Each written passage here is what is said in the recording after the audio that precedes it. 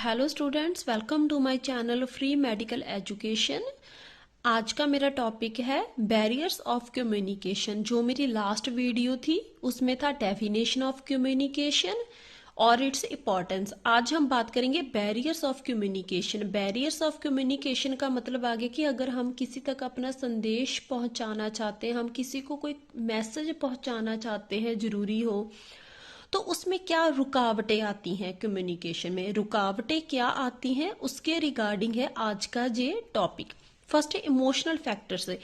Emotional factor में आ गया जैसे फियर हो, सस्पिशियस हो, जेलसी हो, एंगर हो, एंग्जाइटी हो, प्रीजुडियस हो, लैक ऑफ इंटरेस्ट हो, हैप्पीनेस, एक्साइटमेंट है।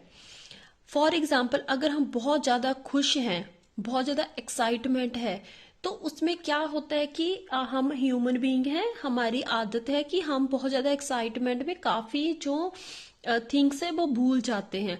तो बहुत ज़्यादा एंग्जाइटी हो, बहुत हमें स्ट्रेस हो, टेंशन हो, तो उसमें भी हम कितनी होती है स्ट्रेस हमें कि हम काफ़ी जो मैसेज है वो किसी को बता नहीं पाते क्योंकि हमें एक्साइटमेंट हो जाती है जहाँ स्ट्रेस हो जाता है।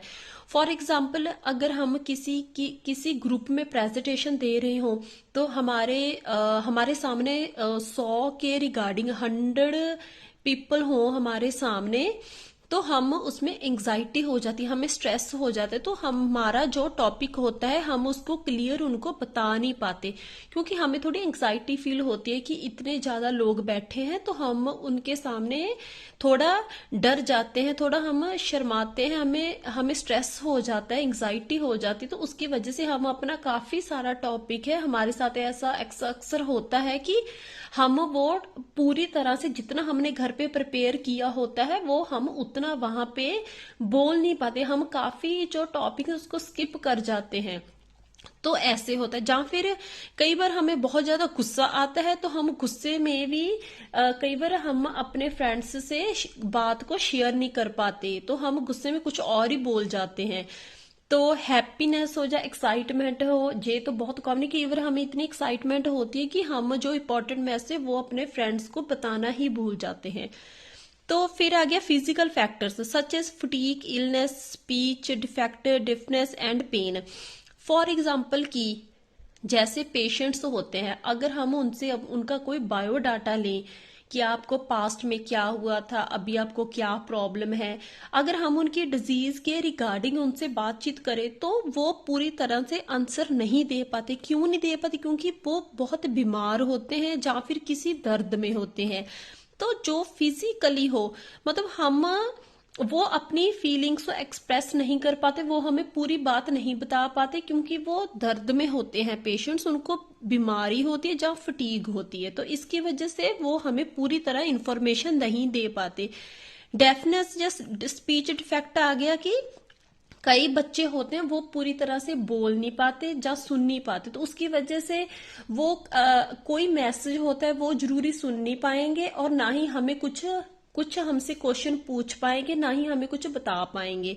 तो ये आ गया फिजिकल फैक्टर की वजह से भी पूरी तरह जो इंपॉर्टेंट मैसेज होते हैं वो नहीं पहुंच पाता। फिर आ गया इंटेलेक्चुअल फैक्टर्स। इसमें आ गया such as love, IQ, lack of knowledge.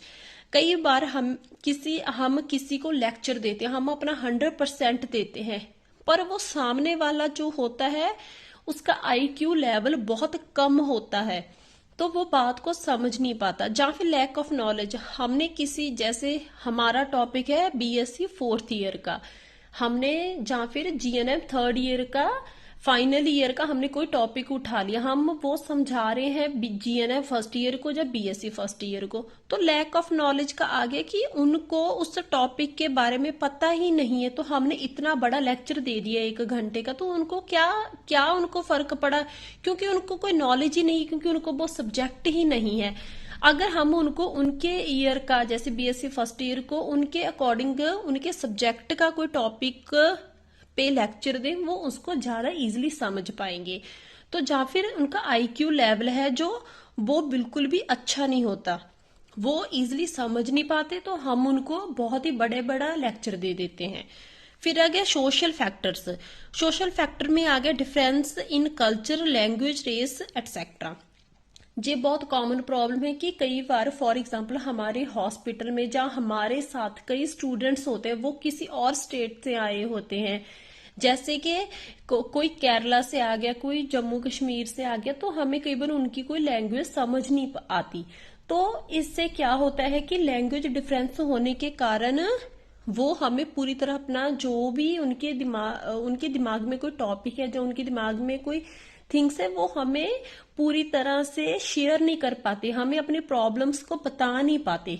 कई बार हॉस्पिटल में भी होता है कि कई डॉक्टर्स केरला से आए होते हैं, उनको कई बार हिंदी भी हमारे जैसी नहीं आती। तो इससे क्या होता है कि कई बार पेशेंट के रिगार्डिंग, पेशेंट की केयर के रिलेटेड दिक्कत आती है, क्योंकि लैंग्वेज डिफरेंस होता है। तो कई बार पेशेंट भी, सपोज करो कोई पेशेंट है वो कश्मीर से आ गया, केरला से आ गया, या फिर किसी, सपोज करो किसी और कंट्री से ही आ गया, जैसे किसी यूरोप की कंट्री से, तो हमें उनकी कई बार लैंग्वेज समझ नहीं आती, क्योंकि वो हमें पूरी तरह से समझा नहीं पाती, क्योंकि हमारी लैंग्वेज और होती है, उनकी और। तो ऐसे लैंग्वेज भी एक बैरियर है कम्युनिकेशन में। फिर आगे environmental factor such as noise, lack of privacy, uncomfortable accommodation. Environmental factor में क्या आ गया कि जैसे कोई टीचर है, वो अपने स्टूडेंट्स को पढ़ा रहे हैं, ठीक है, तो स्टूडेंट्स ज्यादातर क्या करते हैं, वो सुनते नहीं, वो अपना ही शोर मचाते, वो अपनी बातें करते रहते हैं। तो उसमें क्या होता है, नॉइज होती है, तो टीचर तो अपना लेक्चर अच्छे से दे रहे हैं, पर स्टूडेंट्स उसको सुन नहीं पा रहे, तो जो जो सुनना चाहते हैं स्टूडेंट्स वो भी नहीं सुन पाते। तो उसकी वजह से क्या होता है कि प्रॉपर जो मैसेज है वो जा नहीं पाता स्टूडेंट्स तक, जिनको पढ़ना होता है उन तक भी नहीं पहुंच पाता, क्योंकि नॉइज है। ये है एक एनवायरमेंटल फैक्टर। फिर आगे लैक ऑफ प्राइवेसी।